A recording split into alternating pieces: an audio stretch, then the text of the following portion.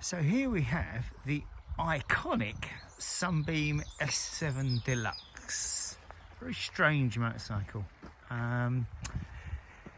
It's not really a Sunbeam because that was the Marston company before the war, famous for their sporting singles. It was owned by BSA by the time this came out, but they never marketed it as a BSA. It was always known as a Sunbeam. So it started with a bit of an identity crisis. Developed by BSA Group as a post-war luxury motorcycle. By the time it came onto the market in 1948, there really wasn't any market for a luxury motorcycle because people were getting back to work and they wanted ride-to-work bikes instead. So it came on the market, very expensive, didn't sell in big numbers. I think the total production for them is only about 15,000 machines, so it's very low. Came in three forms. The first, which looks similar to this, was the S7. Differentiated from this one, which is an S7 Deluxe. This has proper front fork suspension. The S7 had undamped forks with a spring in the centre. It also had inverted levers, so the brake lever would come round like this instead of a blade.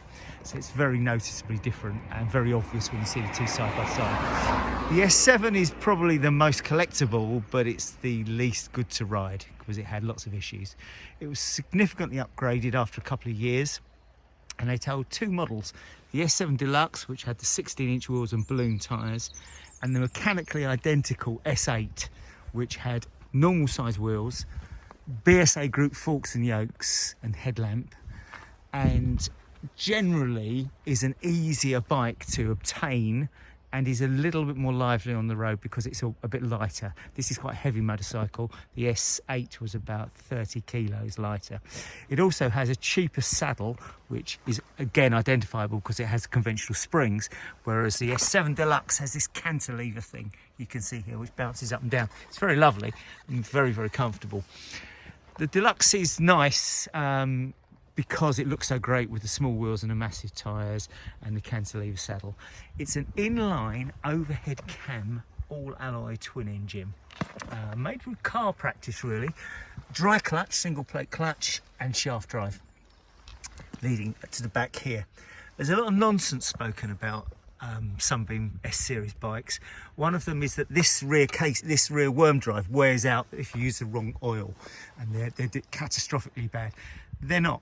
They just use a car type worm drive, and you put the right oil in it and it will probably last 50,000 miles. And if it eventually wears out, then what you do is you just replace it, which costs about 100 quid.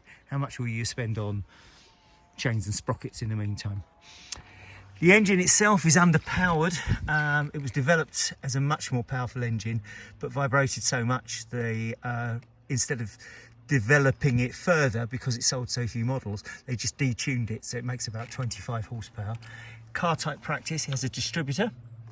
As I said, it's overhead cam, and none of your fancy crossflow nonsense here. Carburetors here going in, and these are the exhaust manifolds, so everything's on one side. 4-speed, it's 6-to-1 compression ratio, probably the easiest bike in the world if you're struggling with kickstarts, because there's no kickback on it at all.